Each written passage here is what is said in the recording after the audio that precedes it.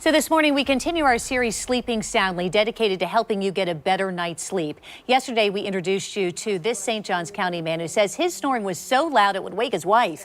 A sleep study revealed that he has sleep apnea. He says a CPAP machine has literally changed his life overnight. And Monday we explained the 4 triggers that cause snoring and the devices that you can use to help you stop. Now we are focusing on insomnia, what causes it and how to prevent it. Dr. Peter Nassar is the medical director of the Jacksonville Sleep Center at Baptist Health and is joining us this morning. Good morning. Thanks for being with us. Appreciate it. Thank you for having me on the show. I feel like I've seen a lot of you the last couple of days. All right. So there may be some people at home saying, well, I just kind of had trouble falling asleep.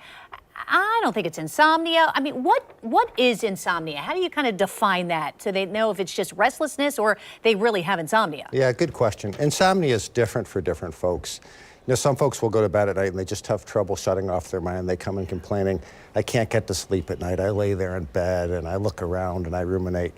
Other folks can get to sleep okay, but then they seem to have recurrent awakenings during the night and they'll complain, I'm up every hour. And sometimes it's both. They have difficulty getting asleep and also maintaining sleep. So what causes it? I mean, is there a cause? I know there's more than one. There must be. Yeah, there's lots of small causes, but we have a theory about insomnia, a 3-step theory. One is that there's some predisposition for a lot of people that have difficulty sleeping. So, for example, maybe it's stress or folks that have a lot of underlying anxiety. They just have problems getting comfortable. And then there's some precipitating event in their life, some type of major stressor, maybe a relocation when they move, or perhaps a divorce or a new job that's stressful. And that they get home and they're stressed, and that really sets off the insomnia and the difficulty with the sleeping. But often that incident resolves. You know, they acclimate to their move to the new area and that's gone. But now they're so focused and concerned about their difficulty with sleeping that that's become its own problem now. And they're worried, am I going to sleep tonight? And what's going to happen if I don't take this pill that my doctor's prescribed me? And that perpetuates, and that's really the difficult time. And then we're into the chronic insomnia phase to break that and help those people out of that.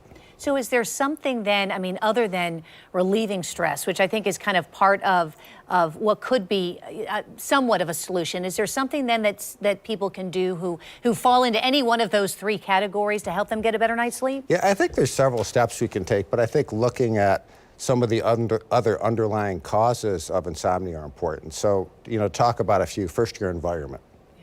If you come home, your sleep environment needs to be this comfortable cocoon where you come and you feel safe and you're comfortable. And you know, some examples are, you know, if your spouse is snoring or coming in at different hours, or you have pets in the bedroom, or it's too hot or cold, or your mattress is 10 years old. So you need a good sleeping environment.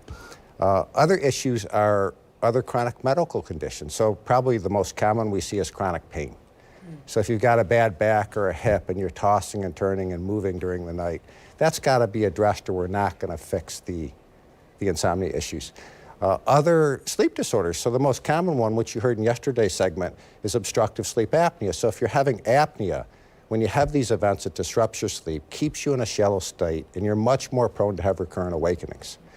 And then I would say, finally, your habits, right? So if you drink alcohol, a couple drinks before bed, patients come in and say, Doc, I fall asleep great. I have a few drinks and I fall asleep. But you know, almost universally, those people will have more awakenings and disruption throughout the night. So habits such as that, habits such as staying up and watching TV and whatnot, those are all things that we really have to look at to try and set you up for the best possible night's sleep. And setting a regular sleep schedule is a good idea also?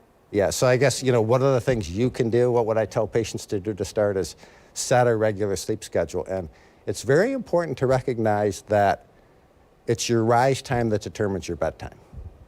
So we need about 8 hours in bed. Average adult sleeps 7.5 or so. So let's say you get up at 7 o'clock in the morning. 16 hours later, 11 o'clock at night should be your bedtime. If you get in bed at 9 o'clock, you're not physiologically ready to sleep yet. So you need to set that time and really getting a good night's rest. It doesn't start tomorrow. Tomorrow doesn't start. It starts today or tonight by getting to sleep on time, on the correct schedule. Yeah, that's such a good point. And then exercise, do you suggest exercising in the morning as opposed to the evening? Can that help? Yeah, I think if you exercise in the evening, it can raise your core temperature, and that's something that drops at night. It's part of our normal circadian rhythm or biologic sleep process. And it has other benefits. If you get up in the morning and you exercise, one, you have a reason to get up on time. which is really important to have a regular rise time.